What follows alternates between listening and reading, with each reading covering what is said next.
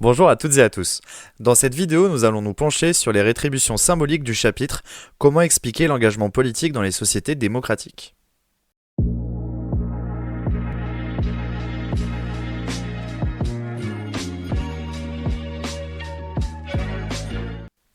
À la fin de cette vidéo, vous comprendrez le rôle de ces dernières concernant l'engagement politique.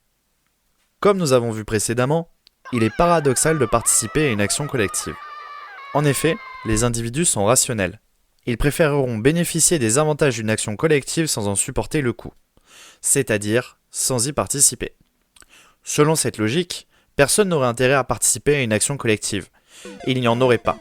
Pourtant, on remarque qu'il existe encore et toujours des actions collectives de toutes sortes. C'est pour cela que nous parlons du paradoxe de l'action collective.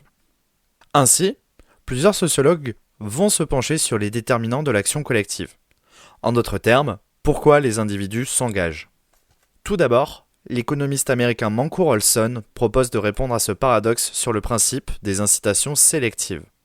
Ce sont des avantages matériels ou des désavantages incitant les individus à participer à une action collective. C'est par exemple le fait de proposer des moyens financiers ou bien des opportunités d'emploi à ceux qui sont le plus engagés.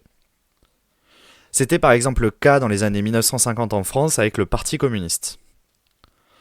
Cette approche purement économique a été soumise à une complexification par le sociologue français Daniel Gaxi. Ce dernier parle du concept et de la notion de rétribution symbolique. Elles sont, comme leur nom l'indique, symboliques. Cela veut dire qu'elles sont entièrement et exclusivement non matérielles.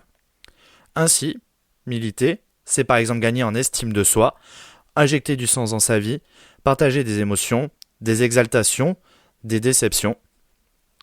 Ce phénomène a bien été mis en avant lors du mouvement social des Gilets jaunes notamment.